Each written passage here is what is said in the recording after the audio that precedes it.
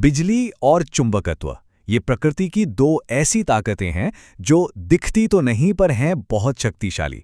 आज हम इनकी कहानी समझेंगे, एक ऐसी कहानी जिसने इन दोनों को हमेशा के लिए एक कर दिया।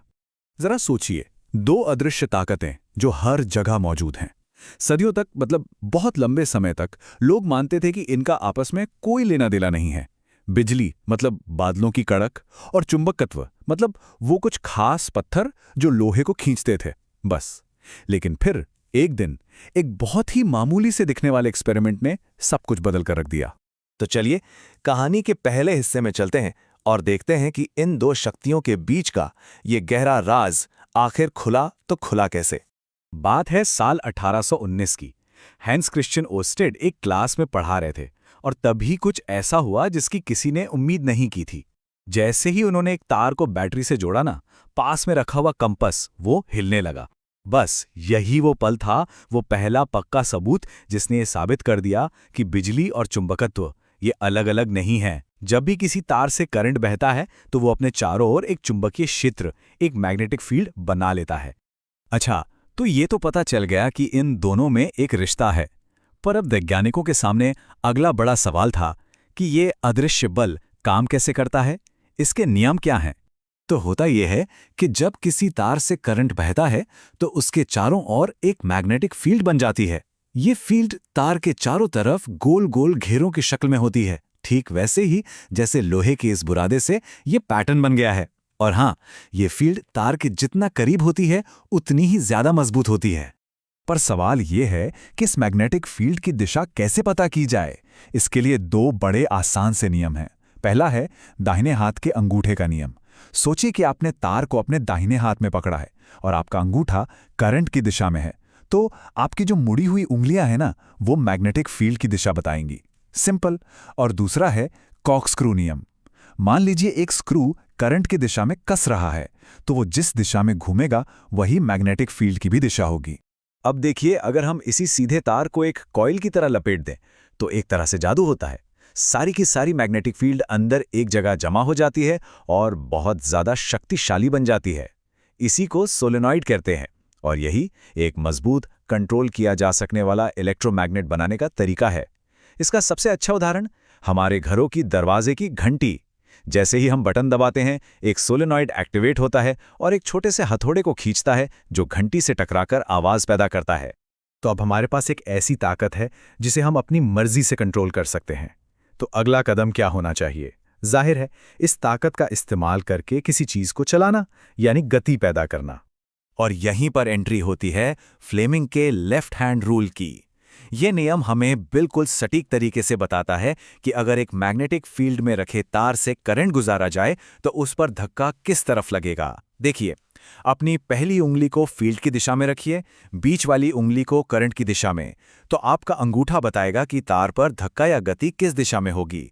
और यही वो सिद्धांत है जिस पर हमारे घर के पंखे से लेकर पावर ड्रिल मशीन तक हर इलेक्ट्रिक मोटर काम करती है। तो अब तक हमने ये समझ लिया कि बिजली से चुंबकत्व कैसे बनाया जा सकता है, लेकिन इस वैज्ञानिक जासूसी कहानी का असली क्लाइमैक्स वो तो अभी बाकी था। सवाल ये था कि क्या इसका उल्टा भी हो सकता है। उस वक्त के वैज्ञानिकों के दिमाग में बस यही एक सवाल घूम रहा था, अगर बिजली से मैग्नेटिज्म बन सकता है तो क्या मैग्नेटिज्म से भी बिजली बनाई जा सकती है। और इस सवाल का जवाब मिला, हाँ, बिल्कुल हो सकता है। और ये कमाल कर दिखाया माइकल फैराडे ने। उन्होंने ये साबित किया कि अगर आप किसी तार के पास मैग्नेटिक फील्ड को बदलते हैं, मतलब एक चुंबक को उसके पास लाते हैं या दूर ले जाते हैं, तो उस तार में अपने आप एक ईएमएफ यानी कि वोल्टेज पैदा हो जाता है। इसी को कहते हैं इलेक्ट्रोमैग्नेटिक इंडक्शन। और ये खोज किसी क्रांति से कम नहीं थी। पर सवाल यह है कि कितनी बिजली बनेगी। इसका जवाब फैराडे के दूसरे नियम में है। पैदा होने वाला वोल्टेज सिर्फ दो चीजों पर निर्भर करता है। एक, मैग्नेटिक फील्ड कितनी तेजी से बदल रही है, और दूसरा, कॉइल में तार के कितने लपेटे यानी टर्न्स हैं। मतलब जितनी तेज गति से चुंबक हिलेगा और जितने ज्यादा फेरे होंगे उतना ही ज्यादा वोल्टेज बनेगा। लेकिन रुकिए, कहानी में एक और दिलचस्प मोड़ है। वो है लेंस का नियम। ये नियम कहता है कि जो करंट पैदा होगा ना, वो हमेशा उसी चीज का विरोध करेगा जिसने उसे पैदा किया है। ये कुछ कुछ प्रकृति के अपने इनर्शिया या जड़त्व जैसा है। मतलब अगर आप चुंबक को कॉइल के पास लाएंगे तो करंट एक ऐसी मैग्नेटिक फील्ड बनाएगा जो उसे पीछे धकेलने की कोशिश करेगी। हमेशा एक तरह का पुशबैक होता है। तो अब इन सभी नियमों को एक साथ जोड़कर हम इस कहानी के आखिरी हिस्से पर पहुंच गए हैं, वो सिद्धांत जो हमारी आज की मॉडर्न दुनिया को पावर देते हैं। तो ईएमएफ पैदा करने के दो मेन तरीके हैं और कमाल की बात यह है कि दोनों फैराडे के ही सिद्धांत पर काम करते हैं। पहला है डायनामिकली, जैसे जनरेटर में होता है जहां तार मैग्नेटिक फील्ड के अंदर घूमता है, और दूसरा है स्टैटिकली, जैसा ट्रांसफार्मर में होता है जहां तार तो अपनी जगह पर रहता है लेकिन मैग्नेटिक फील्ड खुद बदलती रहती है। सिद्धांत एक ही है, बस तरीके दो हैं। चलिए अब जरा एक और गहरी बात समझते हैं, मैग्नेटिक हिस्टेरिसिस। देखिए, कुछ मैग्नेटिक मटेरियल्स में ना एक तरह की याददाश्त या कह लीजिए आलस होता है। इसका मतलब यह है कि जब उन पर मैग्नेटिक फोर्स लगाया जाता है तो वो फौरन रिएक्ट नहीं करते, और जब फोर्स हटा लिया जाता है तब भी उनमें थोड़ा बहुत मैग्नेटिज्म बचा रह जाता है।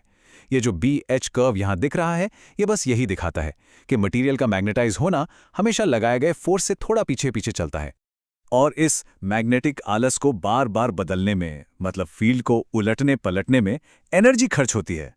ट्रांसफार्मर जैसी चीजों में जहां मैग्नेटिक फील्ड लगातार बदलती रहती है, ये खर्च हुई एनर्जी गर्मी के रूप में बर्बाद हो जाती है। इसी को हम हिस्टेरिसिस लॉस कहते हैं। और यही वजह है कि ट्रांसफार्मर का कोर ऐसे खास मटेरियल से बनाया जाता है जिसमें ये आलस कम से कम हो, ताकि एनर्जी लॉस को घटाया जा सके। अब बात करते हैं सेल्फ इंडक्शन की। इसे आप इलेक्ट्रिकल इनर्शिया भी कह सकते हैं। होता यह है कि जब भी किसी कॉइल से बहने वाले करंट को बदलने की कोशिश की जाती है, चाहे उसे कम करें या ज़्यादा, तो कॉइल खुद एक उल्टा वोल्टेज पैदा करती है और उस बदलाव को रोकने की कोशिश करती है। मतलब वो अपनी करंट की स्थिति को बनाए रखना चाहती है। और आखिर में है म्यूचुअल इंडक्शन। ये तब होता है जब एक कॉइल में बदलता हुआ करंट पास में रखी दूसरी कॉइल में भी वोल्टेज पैदा कर दे, भले ही वो दोनों कॉइल एक दूसरे को छू भी न रही हों। वो सिर्फ अपनी मैग्नेटिक फील्ड से जुड़ी होती हैं। और यही वो शानदार सिद्धांत है जिस पर ट्रांसफार्मर काम करते हैं और जिसकी वजह से हम वोल्टेज को अपनी जरूरत के हिसाब से कम या ज्यादा कर पाते हैं।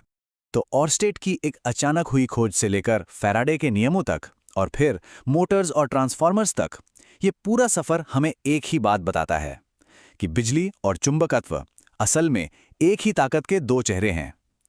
आज यही अदृश्य नियम हमारी पूरी दुनिया को चला रहे हैं, और यह हमें सोचने पर मजबूर करता है कि अगला वो कौन सा अदृश्य नियम होगा जिसकी खोज हमारी दुनिया को एक बार फिर से पूरी तरह बदल कर रख देगी।